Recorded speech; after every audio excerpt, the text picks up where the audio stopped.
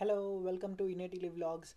Next 8 minutes scholarship గురించి most asked 8 questions గురించి మనం మాట్లాడుకుందాం. Let's get started.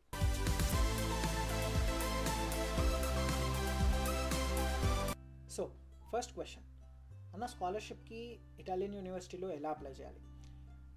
స్కాలర్షిప్కి అప్లై చేయడానికి మీకు మినిమం రిక్వైర్మెంట్స్ అనేటివి ఉంటాయి అనమాట. సో ఆ రిక్వైర్మెంట్స్కి మీరు ఎలిజిబుల్ ఉండాలి ఫస్ట్ థింగ్. అండ్ సెకండ్లీ ఏంటంటే మీకు యూనివర్సిటీ మీకు ఎలిజిబిలిటీ క్రైటీరియా అనేది ఒక నోటీస్ మీకు రిలీజ్ చేస్తుంది. ఆ నోటీస్ రిలీజ్ చేసినప్పుడు దాన్ని మంచిగా గమనించి చదువుకొని దాని తర్వాత రిక్వైర్డ్ డాక్యుమెంట్స్ అన్ని రెడీ చేసుకొని వాళ్ళు స్టెప్ బై స్టెప్ ప్రొసీజర్ మీకు చెప్తారు. ఆ స్టెప్ బై స్టెప్ ప్రొసీజర్ని మీరు ఫాలో అయితే మీకు అప్లికేషన్ అనేది అయిపోతుంది. అంటే ప్రతి ఒక్క కేటగిరీకి ఒక్కొక్క రకం ఉంటుంది. Different types of income, different types of income slabs అవన్నీ ఉంటాయి అన్నమాట.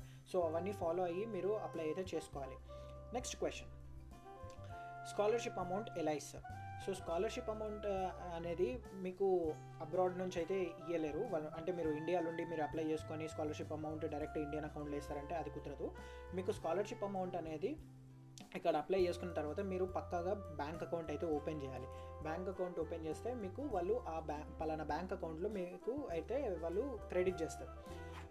ఈ బ్యాంక్ అకౌంట్ ఏంటంటే మీకు ఇటాలియన్ బ్యాంక్ అకౌంట్ అయి ఉండాలి. మళ్ళీ వేరే బ్యాంక్ అకౌంట్స్ అయితే నడవదు. ఈ బ్యాన్ అంటారు అనమాట దీన్ని, IBAN. ఇక్కడ ఐని ఈ అంటారు. సో ఈ బ్యాన్ అకౌంట్లో వాళ్ళైతే పైసలు వేస్తారు. సో డిపెండ్స్ ఆన్ ఎంత ఒక ఇయర్కి ఎంత ఇన్స్టాల్మెంట్ అనేది మీకు ఎలిజిబుల్ ఉందో ఫస్ట్ ఇన్స్టాల్మెంట్లో ఆ ఇన్స్టాల్మెంట్ అనేది మీకు వేస్తారు. సో ఫర్ ఎగ్జాంపుల్ ఇప్పుడు సపియన్సా యూనివర్సిటీలో అయితే ఫస్ట్ ఒక 40% వేస్తారు, తర్వాత 60% వేస్తారు. సో అట్లా డిపెండ్స్ అనమాట, యూనివర్సిటీ టు యూనివర్సిటీ డిపెండ్ అవుతుంది. నెక్స్ట్ క్వశ్చన్, అన్న అసలు ఎంత వస్తుంది? ఇది యూనివర్సిటీ టు యూనివర్సిటీ మనకు అయితే డిఫర్ అవుతుంది. యూనివర్సిటీ ఫర్ ఎగ్జాంపుల్ సపియన్జాలో యూనివర్సిటీలో అండ్ మిగతా తోర్వర్గత లాజియో రీజన్లో ఉన్న యూనివర్సిటీలో ఏంటంటే 5200 euros ఇస్తారు. సో మీరు బయట కన్సల్టెన్సీలలో కూడా ఇదే చూసి ఉంటారు, 5200 euros స్కాలర్షిప్, 5200 euros స్కాలర్షిప్ అని. సో ఎస్, అప్రాక్స్ అంతే వస్తుంది. సో ఈ స్కాలర్షిప్ ఏంటంటే మీకు ఇన్స్టాల్మెంట్లో వస్తుంది, ఒకటేసారి అంత అమౌంట్ అయితే ఇవ్వరు. నెక్స్ట్ క్వశ్చన్, ఎలిజిబిలిటీ క్రైటీరియా ఏంటి? మెయిన్ మనకు ఎలిజిబిలిటీ క్రైటీరియా అనేది మనకు ఇన్కమ్ అనేది తక్కువ ఉండాలి. అంటే మన ఫ్యామిలీ వచ్చేసి మనకు మన ఎడ్యుకేషన్కి అఫోర్డ్ చేయగలిగే పొజిషన్లు ఉండాలి. కానీ అది చాలా కొంచెం మన ఫ్యామిలీ కూడా కొంచెం కష్టమైన పొజిషన్లో ఉంది అని మనం చూపించగలగాలి. సో ఇప్పుడు ఏంటంటే మెయిన్ మనకు కావాల్సింది Indian rupee to euro convert చేసినప్పుడు వాళ్ళకి ఇది తక్కువ అనిపించాలి. అంటే ఒక లిమిట్ ఉంటుంది అనమాట. For example 8000 euros per annum me family income ఉందనుకోండి. సో దాని తగ్గట్టు ఆ లిమిట్లో మీరు అయితే చూపించాలి. సో ఇప్పుడు ఫర్ ఎగ్జాంపుల్ కావాల్సిన డాక్యుమెంట్స్ ఏంటి అనేది ఇంకో క్వశ్చన్. సో డాక్యుమెంట్స్ ఏం కావాలంటే మీరు ఈ డాక్యుమెంట్స్ గురించి మీకు దానికి ఒక స్పెషల్ వీడియో చేస్తాను నేను. కానీ ఇప్పటికైతే ఇంపార్టెంట్ డాక్యుమెంట్స్ చెప్తున్నా. ఫస్ట్ మీకు కావాల్సింది మీ ఫాదర్ది ఇన్కమ్ సర్టిఫికేట్, లేకపోతే మీ ఫాదర్ లేకుండా మీ mother income certificate, who are the bread earner is. So income certificate కావాలి, వాళ్ళది యాన్యువల్ ఇన్కమ్. వాళ్ళు చెప్తారు ఏ ఇయర్ది యాన్యువల్ ఇన్కమ్ కావాలనేది వీళ్ళు నోటీస్లో చెప్తారు అనమాట. ఆ ఇయర్ది యాన్యువల్ ఇన్కమ్ కావాలి. నెక్స్ట్ వచ్చేసి మీకు ఫ్యామిలీ కాంపోజిషన్ సర్టిఫికేట్ కావాలి. సో ఫ్యామిలీ కాంపోజిషన్ సర్టిఫికేట్ అనేది మీ ఫ్యామిలీలో అసలు ఎంతమంది ఉన్నారు అది గవర్నమెంట్ అప్రూవ్ చేసింది, ఆ సర్టిఫికేట్ అయితే కావాలి. నెక్స్ట్ థర్డ్ వచ్చేసి మీ దగ్గర ప్రాపర్టీస్ ఏమున్నాయి అంటే మూవబుల్, ఇమ్మూవబుల్ ప్రాపర్టీస్ ఏమైనా ఉన్నాయా?